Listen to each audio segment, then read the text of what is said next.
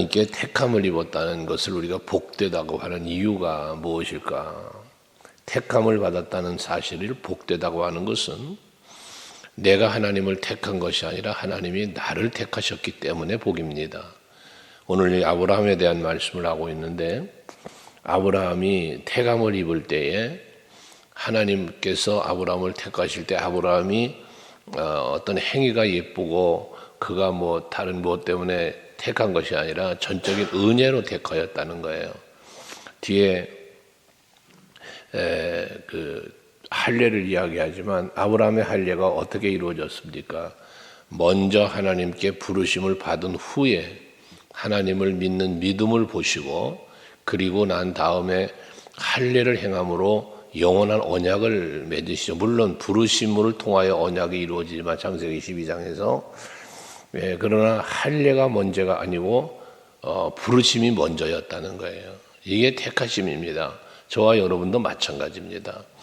하나님이 저와 여러분을 택하셨기에 그 택함을 입은 은혜 안에서 우리가 예수를 믿게 됐고 구원을 받게 됐고 하나님의 자녀가 된 것이지, 먼저 우리가 하나님이 우리를 부르시지도 않았는데 내가 먼저 하나님을 믿고 하나님을 따라간 게 아니라는 것이죠.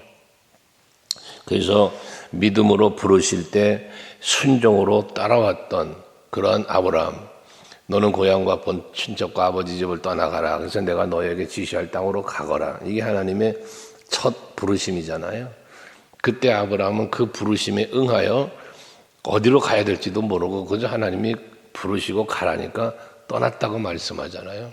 이게 아브라함의 믿음이었고 순종이었습니다. 그 순종을 이룰 수 있었던 것은 무엇일까? 바로 하나님의 말씀을 믿었다는 거죠. 그래서 아브라함은 갈 바를 알지 못하고 믿음으로 하나님의 말씀에 순종했음을 말씀하고 있지 않습니까? 이것이 바로 아브라함에게 임한 하나님의 은혜인데, 3절에 보면 아브라함이 하나님을 믿음에 그것이 그에게 의로 여겨진 바 되었다라고 말씀을 하죠. 그래서 앞에서도 2절에서도 행위로 의롭다 하심을 받은 것이 아니라 하나님의 은혜로 부르심을 받은 것을 말씀하면서, 그때 아브라함이 하나님의 명령에 순종하여 떠났고 순종하여 이삭을 드리기까지 계속 하나님의 말씀에 순종을 하잖아요. 그 순종으로 인하여 이 아브라함이 의로 여김을 받게 되었다는 것입니다. 여러분 마찬가지입니다. 하나님께 부름을 입고 그리고 나서 처음 교회를 나오던 여러분들이 신앙생활의 시작이 이루어질 때 그게 부르심이거든요. 그 부르심에 여러분들이 응하여 교회를 다니시면서 그러면서 여러분들 어떻게 돼? 믿음이 생겨지는 거잖아요. 점점 믿음이 생겨지는 거지. 어느 날 갑자기 믿음이 내 안에 쏙 들어와서 내가 그 믿음으로 살아서 하나님 앞에 나오게 됐다. 아니라는 거죠. 그래서 우리가 전도를 하는 것도 왜 필요하냐면, 그 전도를 받는 사람이 하나님 앞에 나오게 될 때 그 나옴이 부르심이단 말이에요. 그 부르심은 우리들을 통하여 복음을 듣게 하시는 이가 하나님이시고, 복음을 들었을 때 그 마음을 움직이셔서 성전으로 나오게 하시는 이도 하나님이시단 말이죠. 그래서 이게 부르심에 해당되는 건데, 그 의에 그 믿음으로 따라서 나아갈 때 의로 여김을 받게 되어졌다는 것입니다. 그러면서 4절에 보면 비유를 하시기를, 4절 5절에 일한 자에게는 그 삭시 은혜로 여겨지지 아니하고 보수로 여겨지다. 그렇죠? 내가 열심히 일을 했어요. 그 일을 한 것에 대한 내가 보응을 받았어요. 그러면 내가 일해서 받았다라고는 삭스로 생각을 한다는 거예요. 하지만 일을 하지 아니할지라도 하나님을 믿는 믿음으로 구원이 이루어지고 믿음으로 하나님의 자녀가 되었음을 우리가 깨닫게 되면, 이게 전적인 하나님의 은혜의 힘을 깨닫게 될 때 그 은혜의 가치는 커지는 거예요. 여러분이 만약에 예수를 믿고 그리고 구원받는 일에 여러분의 어떤 행위적인 수고가 있었다. 그러면 내가 이렇게 했기 때문에 구원받았어. 이게 전제 조건이 나에게로 있잖아요. 구원의 조건이 내게 있어요. 내 행위에 있어요. 이건 삭시예요. 하지만 우리는 하나님 앞에 죄인이었어요. 부족한 자였어요. 죄와 허물로 죽어있던 나였어요. 그런데도 불구하고 그런 나를 부르시고 구원해 주시고 무엇으로? 예수 십자가로. 이러니 그걸 생각할 때 나로 인하여 되어진 게 아니라 예수의 십자가의 은혜와 사랑으로 이루어진 것을 깨닫게 될 때 그 은혜와 그 사랑이, 그 십자가의 은혜와 사랑이 가치가 달라지는 거예요. 가치가. 그래서 시편 1편 말씀을 여러분들에게 간혹 드리지만, 복 있는 사람은 악인의 길을 따르지 않고 죄인에게 서지도 않고 오만한 자의 자리에 앉지도 않는다 그랬잖아요. 무엇입니까? 복의 가치를 아는 사람, 하나님의 사랑, 예수의 십자가, 하나님의 나라, 내가 누리고 있는 하나님의 자녀도 누리고 있는 이 엄청난 복이 어떻게 내게 주어졌으며 그 가치가 어떤지를 알면 미혹에 빠지지도 않고 죄인의 길을 걸어갈 수 없다고 그랬잖아요. 교만해질 수도 없고, 왜? 내가 받은 사랑은 거저 받은 사랑인데, 은혜로 받은 사랑인데요. 하기 때문에 바울은 항상 그 사랑을 알기 때문에 하나님의 사랑, 십자가의 은혜를 늘 가슴에 담고 사는 거예요. 그리고 이 사랑을 전하는 거예요. 여러분들도 마찬가지 아니겠습니까? 내가 삭슬 받는 게 아니에요. 여러분 삭슬 받는 게 아니에요. 우리 신앙생활 하다가 자칫 기복신앙에 빠져버리면 이 싹스로 생각을 해요. 그래서 마치 내가 믿음 생활을 열심히 잘 했기 때문에 하나님이 내게 복을 주시고, 내가 이렇게 헌신하기 때문에 하나님이 내게 복을 주시고, 이런 관점으로 생각하면은 우리의 신앙생활에 자칫 잘못하면 삭스로 생각하는 신앙에 빠진단 말이에요. 아, 내가 이렇게 했기 때문에 복을 받는다. 아니요, 하나님의 은혜와 복을 주시면 전적인 하나님의 은혜인 거예요. 그러면 우리가 그럼 아무렇게나 신앙생활해도 되느냐? 그건 또 아니잖아요. 왜? 말했지만 하나님이 이미 내게 베푸신 은혜와 복이 있는 거예요. 이미 내가 받은 은혜와 복이 있어. 부르심이, 선택한 부르심이 복이요, 구원의 복이요, 하나님의 자녀됨의 복이요, 죽은 자가 살아남이 복이잖아요. 하나님의 나라를 내가 누릴 수 있게 됨이 복이고, 이 엄청난 복을 우리가 받은 자들이란 말이죠. 그러니까 이 받은 은혜를 은혜로 아니까 내가 하나님을 사랑하고 하나님을 섬기고 살아갈 수밖에 없는 거예요. 그러니까 그렇게 사니까 감사하고 살고, 믿고 살고, 감사하고 살고, 또 하나님의 은혜를 우리가 사랑을 하니까 나도 하나님 사랑하고 살고, 이 계명이잖아요. 너희가 하나님을 사랑하라. 마음을 다하고 뜻을 다하고 힘을 다하고 목숨 다하고 하나님 사랑해라. 이게 우리가 살아야 할 마땅한 도리잖아. 마땅한 도리. 복을 받은 우리가, 은혜를 받은 우리가 하나님을 사랑하고 하나님 믿고 따라가는 게 이게 생명의 길인 것을 우리는 약속으로 받았으니까, 아브라함이 그런 것처럼. 그러니까 우리가 그 믿음으로 살고 감사로 살고 여러분 헌신하고 살고 이렇게 삶이 이루어지는 거예요. 받은 은혜 때문에, 복 때문에. 그랬더니 하나님이 오라, 내가 너를 불러 택하여 믿을 수 있게 해주고 하나님 자녀 되게 해주고 이런 은혜를 주었더니 네가 살아가는 모습이 내 마음에 합하다. 내가 볼 때 너가 참 믿음의 삶이 아름답다. 거기에 더 큰 은혜를 주시나니, 더 큰 복을 주시고, 이거잖아요. 그래서 이 하나의 우리들의 신앙생활은 하나의 사이클링이라고 그랬잖아요. 하나님이 은혜 주시고 복 주시고 나는 그 은혜에 감사하며 살고, 감사하니 더 큰 은혜 주시고 또 더 큰 은혜를 주신 하나님을 바라보고 내가 믿음 생활 속에서 경험을 하니까 더 열심히 신앙생활을 하게 되고, 이게 하나님과 우리와의 관계 속에서 형성되어 가는 거예요. 잠언서 8장 17절 이하의 말씀에서 말하지만, 나를 사랑하는 자들이 나의 사랑을 입으며 나를 간절히 찾는 자가 나를 만날 것이다. 이게 하나님과 우리와의 관계 형성이라는 거예요. 그러니까 여러분 항상 기억할 것이에요. 내가 열심히 내고 내가 하나님 앞에 헌신하고 믿음으로 살기 위해 몸부림을 치는 것이 뭔가 더 하나님의 어떤, 그렇게 내가 살았기 때문에 하나님이 내게 은혜와 복을 주신다라는 이런 내가 먼저라는 생각을 버려야 된다는 거예요. 우리는 이미 먼저 받았어요. 이미 먼저 은혜를 입었어요. 이 먼저 받은 사랑을 우리는 기억하고 하기 때문에 나도 이제 그 은혜를 받은 자로서 나도 내 삶의 우선순위를 먼저 그의 나라와 그의 의를 구하는 이 삶의 우선순위가 바뀌어지는 삶으로 전환되어지는 우리에게 되어야 한다는 것이죠. 항상 여러분이 기억해야 할 것은 내 행위나 내 삶의 어떤 삭슬 받는 게 아니라 하나님의 은혜로 내가 살고 있음에 대한 고백이 늘 있어야 된다는 겁니다. 그게 하나님이 보실 때 의였다는 거예요. 그러면서 시편 30편에 허물의 사함을 받은 자는 복이 있다는 다윗의 시편을 인용해서 말씀하고 있는데 7절 8절 보면 불법이 사함을 받고 죄가 가려짐을 받은 사람들은 복이 있고 주께서 그 죄를 인정하지 아니하실 사람은 복이 있도다. 이게 뭡니까? 죄 사함 받은 사람. 내게 허물이 있어요. 내가 죄가 있어요. 근데 이것을 용서받았어요.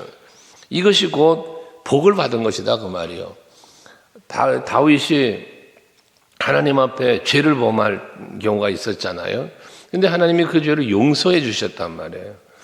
용서를 해 주셨기 때문에 다윗 그 열왕의 왕으로 세움을 입고 쓰임 받을 수 있었고 메시아 예수 그리스도의 조상으로 하나님께서 세워 주셨다는 엄청난 은혜가 있는 거 아니겠어요?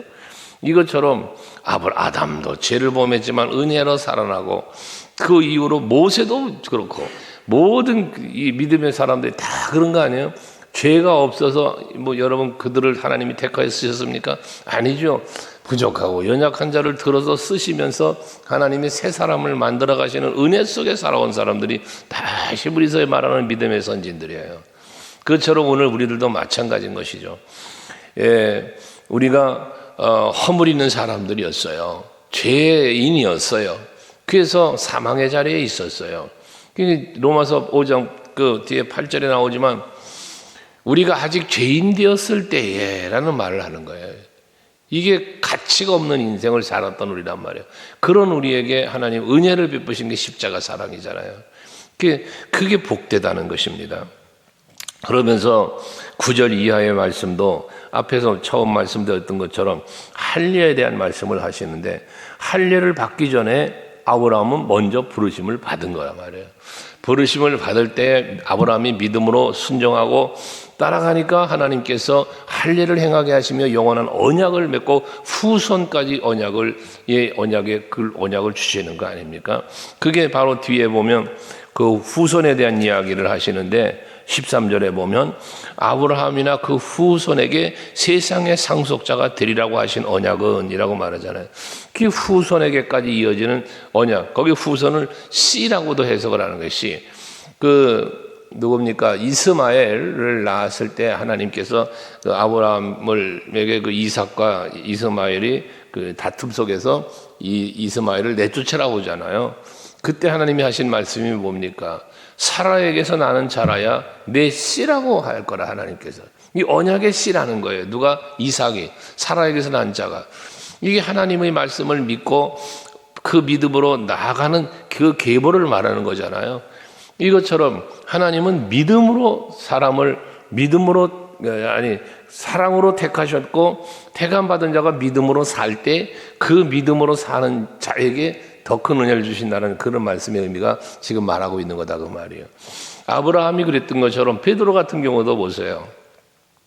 베드로는 고기 잡는 어부였잖아요. 그가 고기 잡는 어부가 먼저 예수님이 지나가는데 예수님 이리 오세요. 내 배 좀 사용해 주세요. 아니잖아요. 실패한 그런 실패자 베드로잖아요. 예수님 만날 때는 실패자예요. 고기 못 잡고 그리고 나서 그물 깃고 앉아있는 그런 베드로잖아요. 빈 그물. 그런데 예수께서 오셔서 그런 베드로를 만나주신 거잖아요. 예수님이 먼저 찾아오신 거예요.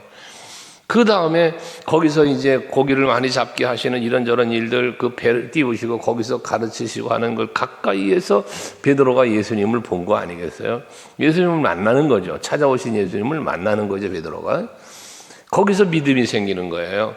그러니까 주여 나는 죄인이로소이다. 나를 떠나소서. 예수에 대한 마음의 생각이 바뀐 거죠, 이게 베드로가. 먼저 찾아오신 예수. 여러분에게도 동일한 거예요. 아브라함에게도 동일한 거예요.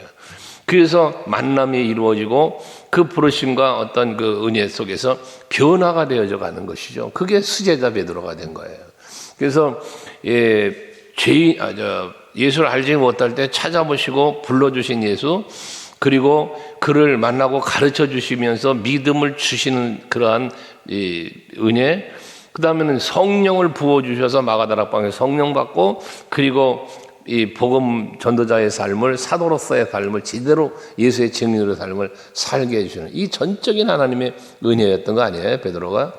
이것처럼 뭐 저도 마찬가지고 여러분도 마찬가지죠. 뭐 장로님, 권사님들 다 마찬가지예요. 하나님이 먼저 여러분을 택하셨고 여러분들로 하나님의 은혜 안에 살 수 있도록 해주셨다는 것이에요.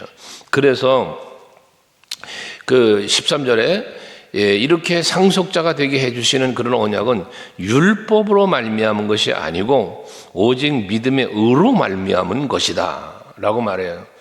그러니 하나님이 율법을 주셨을 때 그 율법을 지켰기 때문에 의로 여겨주시는 것이 아니라 부르심에 응하고 또 이끄심에 응하고 그리고 믿음으로 살아가니 그걸 의로 여겨주셨다는 거잖아요. 아브라함은 벗으로 칭함까지 받았다고까지 하니까, 이것처럼 오늘을 살고 있는 우리들도 하나님의 은혜 안에서 부르심을 입었으니 그 부르심에 합당하게 우리는 예수를 따르는 삶을 살아갈 때 여러분의 그 믿음을 보시고 여러분을 의롭다 칭해 주신다는 거예요. 그때 그 순종하며 따라갈 때 우리의 죄가 사함을 받게 되는 것이에요. 우리가 예수님을 따라감에 있어서도 말씀을 잘, 율법과 말씀을 내가 잘 완벽하게 지키기 때문에 여러분을 의인이다, 그 말씀을 100% 잘 완벽하게 지키기 때문에 여러분들을 복되다는 게 아니라 그 말이에요. 앞에서 우리 이미 묵상하고 왔잖아요. 3장에서 의인은 없나니 하나도 없다. 깨닫는 자도 없고 하나님을 찾는 자도 없다. 그런 우리들이었단 말이에요. 그런데 하나님이 우리에게 그런 은혜를 베푸셔서 진노의 자리에서 이제는 그 죄인의 자리에서 의인의 자리로 이끌어 가시는 그런 은혜 속에 우리가 살고 있다는 이 사실을 우리는 잊지 말자는 거예요. 15절에 율법은 진노를 이루게 하려니 율법이 없는 곳에는 범법도 없느니라 라고 말합니다. 그 앞에 14절을 먼저 보시면 만일 율법에 속한 자들이 상속자이면 믿음은 헛것이 되고 약속은 파기되었느니라. 그렇죠? 율법이 만약에 율법에 속한 자를 상속자가 된다 그러면 행위예요. 율법을 따라서 내가 잘 지켰기 때문에 내가 구원받았고 율법을 내가 잘 지켰기 때문에 하나님의 자녀가 되었다. 그러면 그게 상속자가 된다 그러면 우리의 믿음은 헛것이 되어지고 만다는 거예요. 하나님의 약속, 또 우리가 하나님을 믿고 따르는 우리의 신앙의 생활, 이런 것들은 여러분 은혜로 이루어진다는 사실, 오늘 아침에 계속 은혜를 말씀드리게 되는데, 은혜로 구원받았고 은혜로 부르심을 받았고 은혜로 믿게 됐고, 예배서 2장 말하는 거잖아요. 모든 것이 은혜야.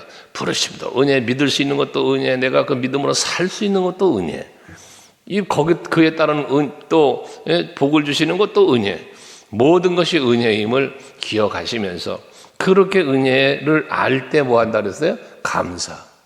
하나님의 기쁨이 되는 삶의 자리로 우리는 나아가는 거라 그랬잖아요. 오늘도 그 은혜를 좀 더 기억하시면서 내가 받은 은혜, 내가 받은 사랑이 무엇인지 다시 한번 돌이켜 보시고, 나의 어떤 행위와 수고로 인함이 아니라 전적인 하나님의 은혜로 내가 오늘을 살고 있다는 이 사실을 인정하시면서 감사함으로 더 하나님의 뜻에 가깝게 하나님이 이끄시는 대로 살아갈 수 있는 여러분들이 될 수 있기를 바랍니다. 기도하시겠습니다.